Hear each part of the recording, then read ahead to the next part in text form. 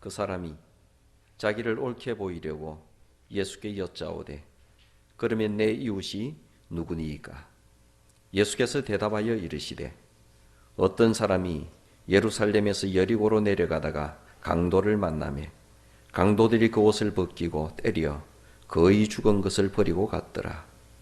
마침 한 제사장이 그 길로 내려가다가 그를 보고 피하여 지나가고 또 이와 같이 한 레위인도 그곳에 이르러 그를 보고 피하여 지나가되 어떤 사마리아 사람은 여행하는 중 거기 이르러 그를 보고 불쌍히 여겨 가까이 가서 기름과 포도주를 그 상처에 붓고 싸매고 자기 짐승에 태워 주막으로 데리고 가서 돌보아 주니라. 그 이튿날 그가 주막 주인에게 데나리온 2를 내어주며 이르되 이 사람을 돌보아 주라. 비용이 더 들면 내가 돌아올 때에 갚으리라 하였으니 내 생각에는 이 3사람 중에 누가 강도 만난 자의 이웃이 되겠느냐? 이르되 자비를 베푼 자니이다. 예수께서 이르시되 가서 너도 이와 같이 하라 하시니라. 아멘.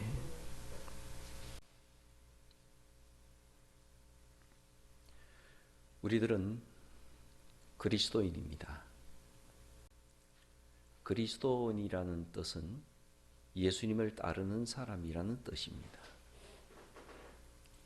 예수님을 따르는 사람은 예수님께서 가르쳐 주신 그 진리를 따라가는 사람입니다.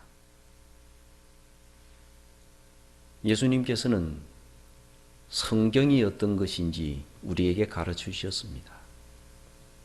그래서 우리는 성경 속에서 하나님의 뜻을 알게 되고 성경 속에서 하나님 나라를 알게 되었습니다. 그리고 성경을 어떻게 보아야 하는지, 하나님 나라를 어떻게 보아야 하는지, 하나님의 뜻을 어떻게 알아야 하는지 그 해석 방법을 가르쳐 주신 분은 예수님이십니다. 그러므로 그리스도인은 예수님께서 가르쳐 주신 해석의 방법으로 성경을 해석하는 사람이 그리스도인입니다. 예수님께서 하나님 말씀, 성경을 해석하는 방법은 유대인들이 해석하는 방법과 많이 달랐습니다. 많은 부분을 공유를 하셨습니다. 그러나 해석을 하실 때, 일정 부분을 설명을 하실 때에는 그들과 굉장히 다르셨습니다. 그래서 그들은 말하기를 저분은 다른 분들과 해석이 다르다. 권능이 있는 해석을 하신다. 그렇게 말을 했습니다. 오늘도 예수님께서 어떤 유대인과 이야기를 나누고 계십니다. 그 사람이 영생에 대해서 이야기를 했습니다. 유대인들에게 있어서 영생의 문제는 아주 중요한 문제였습니다. 영생을 다른 말로 고치게 되면 하나님 나라입니다. 그들은 하나님 나라에 자신들이 들어와 있다고 생각을 했습니다. 하나님 나라 속에 자신들이 살고 있다라고 생각을 했습니다. 그리고 그 하나님 나라에서 살아가는 하나님 나라에 들어오게 되는 방법은 하나님의 율법이라고 확신을 했습니다. 왜냐하면 율법은 하나님께서 그들을 하나님의 백성으로 삼으시면서 하나님의 백성으로 살아가는 방법을 가르쳐 주신 것이 율법이기 때문입니다. 그러므로 율법을 지키게 되면 하나님 나라에서 살아간다라고 그들은 확신을 했습니다. 예수님께서도 이 부분에 대해서는 부인하지 않으십니다. 하나님 말씀에는 하나님의 뜻이 나타나져 있고 하나님의 뜻을 실천하는 그곳에 하나님 나라가 이루어지기 때문입니다. 그리고 이 하나님 나라가 땅 위에서 이루어지지만 영원토록 이루어지기 때문에 하나님 나라는 영생인 것입니다. 그래서 율법을 얘기를 하십니다. 그 사람도 유대인도 율법을 얘기를 하고 예수님도 율법을 얘기를 합니다. 하나님 나라에서 살아가는 방법으로 율법에서 가장 중요한 율법이 무엇입니까? 우리가 다른 율법도 지켜야 되지만 이 모든 율법들을 다 통합을 하게 되면 율법을 무엇이라고 말을 할 수 있습니까? 라고 물었습니다. 이것은 굉장히 중요한 문제이고 오늘도 중요한 문제입니다. 그때 예수님께서 이 모든 율법을 요약하셔서 딱 두 마디로 말씀하셨습니다. 이것은 우리가 가슴속에 깊이 새겨야 될 말씀입니다. 모든 하나님의 뜻은 하나님을 사랑하라 라는 이 구절과 내 이웃을 사랑하라는 이 두 구절 속에 담겨져 있다. 그러므로 하나님을 사랑하고 이웃을 사랑하는 거기에 하나님의 뜻이 이루어지고 하나님을 사랑하고 이웃을 사랑하는 거기에 하나님 나라가 이루어진다. 이것이 예수님의 해석 방법이셨습니다. 예수님의 대답이셨습니다. 충분히 이해가 되죠. 그래서 그 유대인이 그 예수님의 말씀에 대해서 깊은 감동을 받았습니다. 그리고 동의를 냈습니다. 같은 동의를 냈습니다. 우리도 오늘날 꼭 같은 동의를 합니다. 그런데 그 사람이 자기를 옳게 보이려고 질문을 한 가지 합니다. 이 질문이 없이 끝났으면 예수님과 유대인 사이는 이렇게 좋게 끝이 났을 겁니다. 그런데 이 사람이 뜬금없는 질문을 합니다. 이 질문입니다. 내 이웃이 누굽니까? 이 질문을 한 번 더 생각을 해보게 되면 내 이웃이 아닌 사람이 누굽니까? 라는 질문과 같습니다. 이 세상에 있는 모든 사람들 가운데서 이 사람은 내 이웃, 이 사람은 내 이웃, 이 사람은 내 이웃, 이 공동체는 내 이웃 이렇게 나누어 버리면 그 나머지는 이웃이 아닌 사람이 됩니다. 이 질문은 그런 뜻을 담고 있습니다. 이것이 그때 당시까지 유대인들이 가지고 있던 생각이었습니다. 유대인들은 자신들을 선민이라고 생각을 하죠. 그래서 자신들만 하나님께 선택받은 사람이라고 생각을 합니다. 그러니까 유대인들이 생각을 할 때는 유대인만이 이웃입니다. 그렇죠. 그래서 나머지 사람들은 이웃이 아닙니다. 그래서 그들을 보고 뭐라고 부릅니까? 이방인이라고 부릅니다. 그들은 이웃이 아닌 거예요. 그래서 이런 것을 질문을 합니다. 그리고 또 조금 더 깊이 들어가게 되면 유대인 사이에서도 이웃과 이웃이 아닌 사람들이 있습니다. 우리는 생각을 합니다. 예수님께서 세리의 집에 들어가셔서 음식을 잡수시는 때가 있었습니다. 그때 유대인들이 굉장히 싫어했습니다.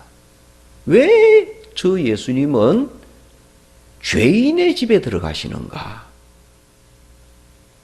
왜 죄인과 함께 식사를 하시는가? 이렇게 말씀을 합니다. 그러므로 세리라든지 목동이라든지 또 질병에 걸린 사람들은 이웃이 아닙니다. 같은 유대인 속에 있지만은 그들은 이웃이 아닙니다.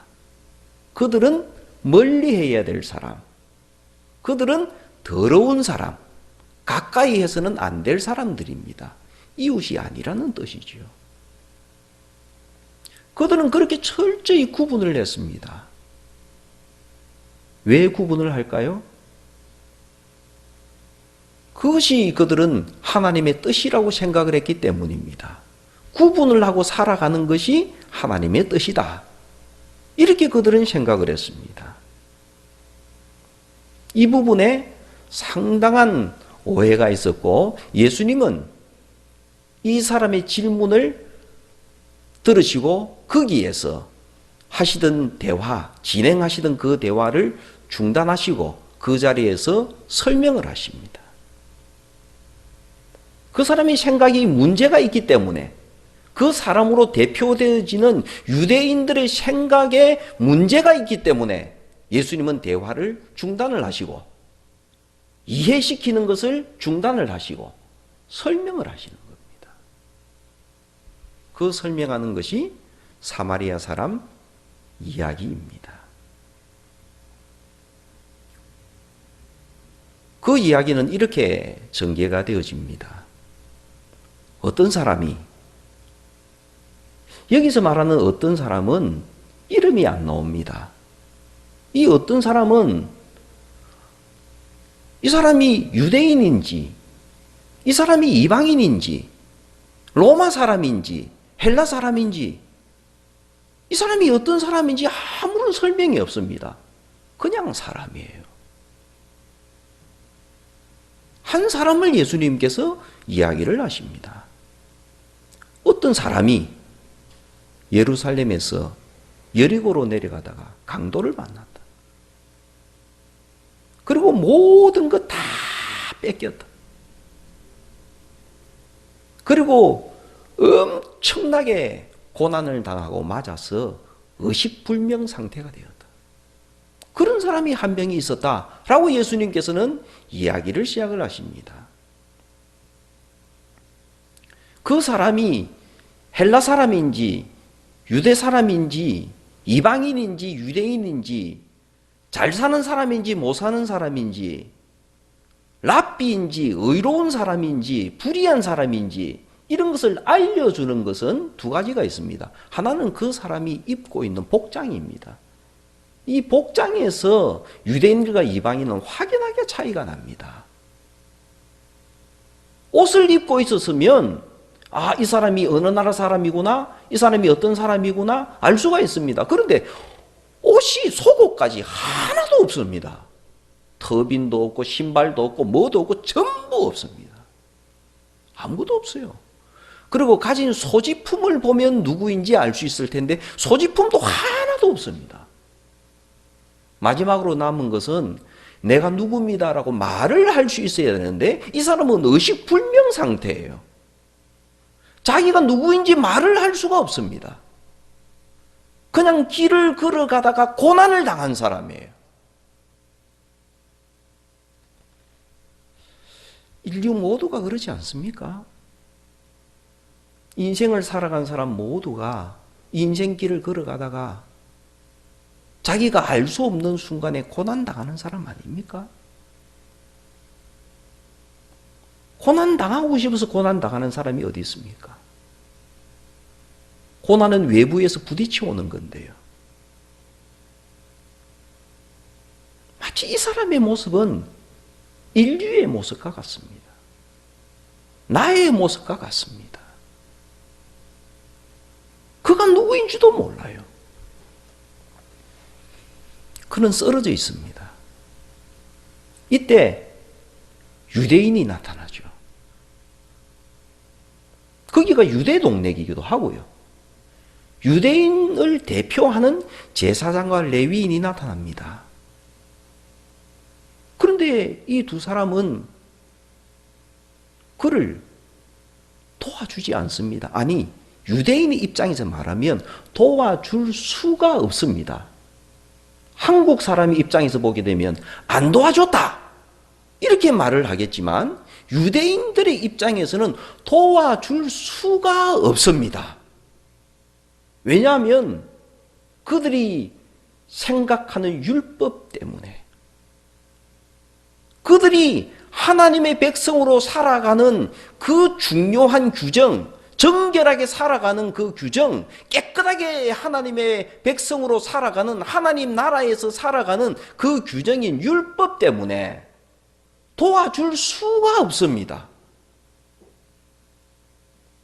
유대인들은 깨끗하게 살아야 하기 때문에 이방인을 만질 수가 없습니다.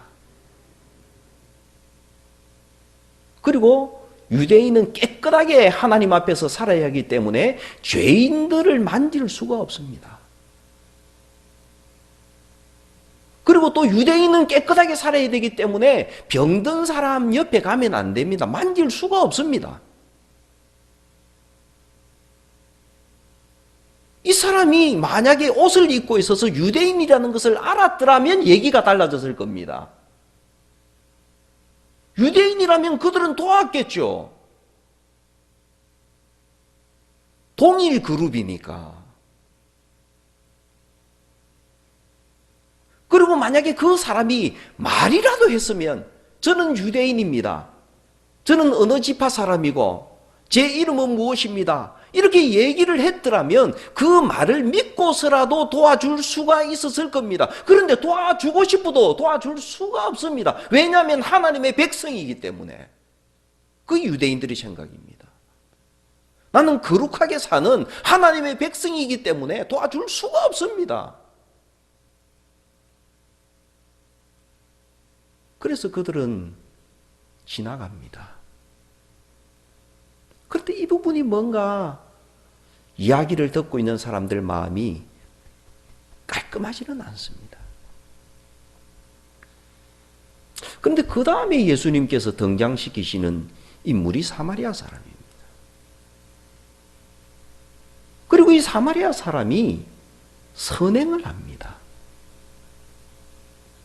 이 사마리아 사람이 그 사람을 씻겨주고 그 사람에게 기름을 발라주고 의식불명인 사람을 태워가지고 나귀에 태워가지고 여리고까지 가서 그리고는 거기 여간방을 자기가 잡아가지고 거기서 돌봐주고 그리고는 주인에게 돈을 주고 더 들면 내가 돌아오다가 돈을 줄 테니까 잘 도와주라고 정말 아름답고 훈훈한 이야기를 예수님께서 사마리아 사람을 통해서 이야기를 하십니다.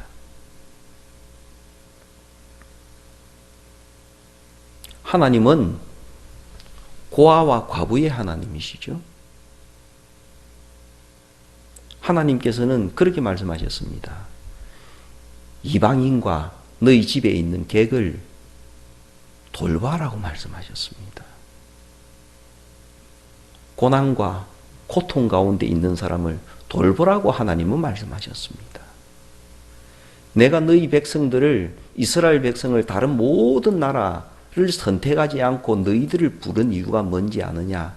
그것은 너희들이 작은 사람들이기 때문에 왜소한 국가이기 때문에 어떤 나라보다도 약소한 민족이기 때문에 내가 너희를 택했다고 말씀하십니다.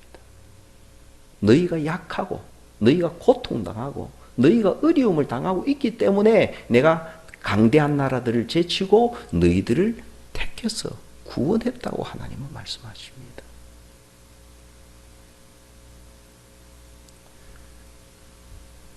하나님의 뜻이 사마리아 사람을 통해서 나타난 겁니다. 하나님 나라가 사마리아 사람을 통해서 이루어진 겁니다. 하나님의 얼굴이 사마리아 사람을 통해서 보여진 겁니다. 이것은 충격적인 것이죠.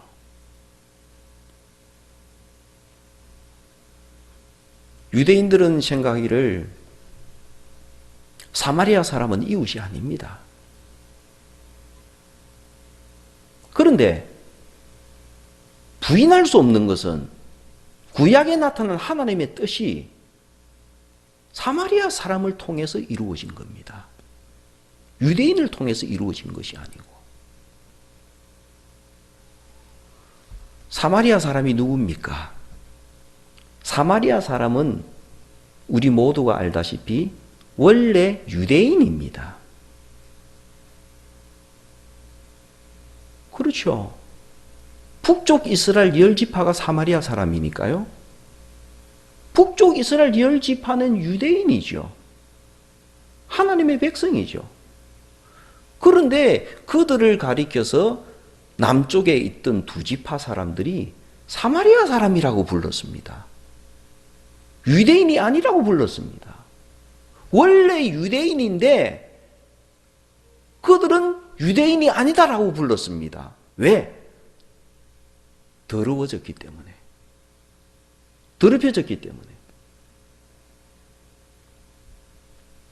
지금 이 말씀과 같이 생각을 해보게 되면 사마리아 사람은 역사적으로 강도 만난 사람입니다. 강도 만나서 가진 거 다 뺏기고 의식불명된 상태에서 수치를 당한 사람들이 사마리아 사람들입니다. 그들이 강대국에 의해서 그렇게 되지 않았습니까? 그러면 하나님의 뜻이라면, 고통당하는 자를 돌봐주시는 하나님의 뜻이라면 어떻게 해야 되겠습니까? 남아있던 나머지 2지파의 유대인이 10지파의 유대인을 위로하고 감싸고 기름 발라주고 보듬어줘야 되지 않습니까? 그런데 이 2지파 사람들은 어떻게 했습니까? 하나님의 정결법을 거기에다 적용을 합니다. 이 하나님의 정결법은 하나님 나라에서 살 때 깨끗하게 살아라, 그런 뜻으로 주신 것인데 그들은 이 정결법을 너와 나를 가르는 데 사용을 합니다.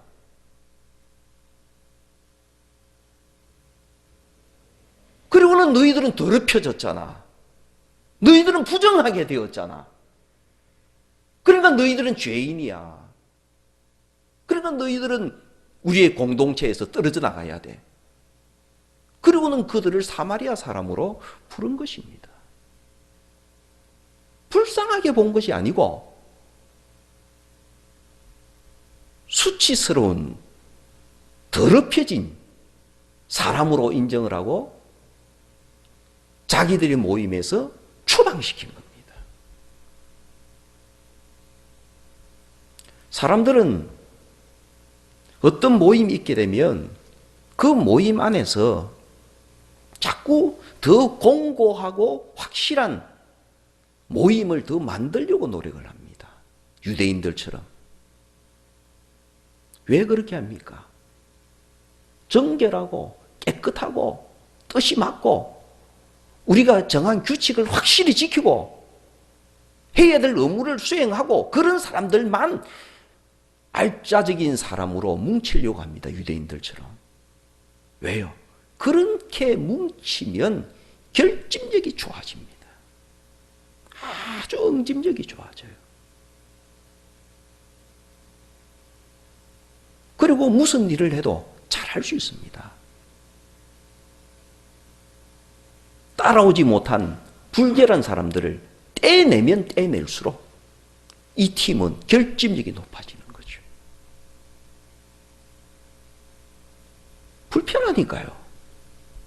그래서 사마리아 사람들을 떼낸 겁니다. 그리고 또 동시에 지금 유대인의 공동체 내에서 떼내고 싶은 사람들도 많습니다. 예를 들면 세리라든지 이런 사람들, 병든 사람들, 유대인들은 떼내고 싶습니다. 유대인 공동체에서. 그래서 상종을 안 합니다. 자기들끼리 모여도 바리새인들끼리만 놉니다. 바리새인들끼리만 어울린다고요. 그리고 바리새 당을 만듭니다. 진정한 하나님의 나라는 바리새 당에 있다라고 말을 하는 거죠.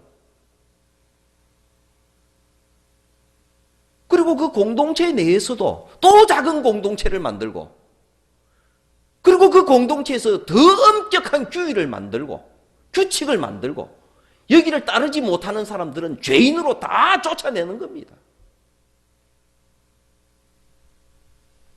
같은 공동체 안에서 먹을 것이 없어서 어쩔 수 없이 흠이 있는 생활을 해야 되는 목동들이라든지, 정말 생계 유지를 위해서 할 수 없이 세리를 해야 되는 사람들이 불쌍하게 보이는 게 아니고, 강도 만난 불쌍한 사람으로 보이는 게 아니고, 가까이 해서는 안 될 사람, 나에게서 떼내야 될 사람으로 보는 거예요. 그 대표적인 표현이 사마리아 사람. 그런데 예수님께서는 유대인들에게 사마리아 사람을 통해서 하나님 나라가 이루어지는 것을 보여주시는 겁니다. 유대인을 통해서는 하나님 나라가 이루어지지 않았습니다. 하나님 나라는 사마리아 사람을 통해서 이루어졌습니다. 하나님은 사마리아 사람을 통해서 역사하셨습니다.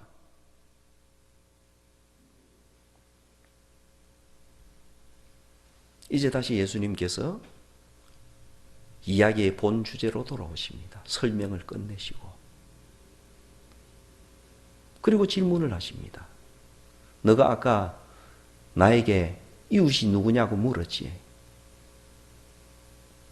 내 대답이 이렇다. 이제 이야기를 다 들었으니 너가 대답을 해봐라. 누가 강도 만난 사람이 이웃이냐? 이렇게 이야기를 하실 때 그 사람이 그에게 선한 일을 한 사람, 그 사람이 이웃입니다라고 말을 했습니다. 좀 속 시원하게,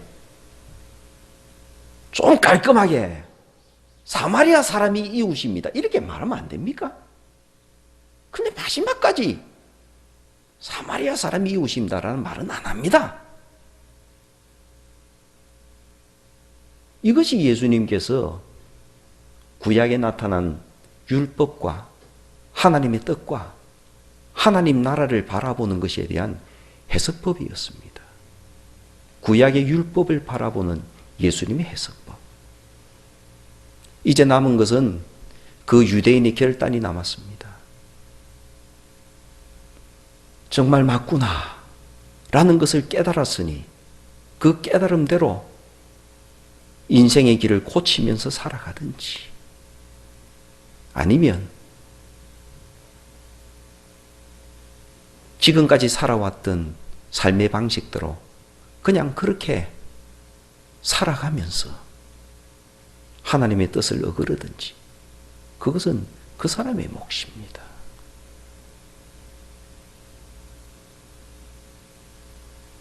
오늘 이 사마리아 사람 이야기는 우리에게 많은 생각을 하게 합니다.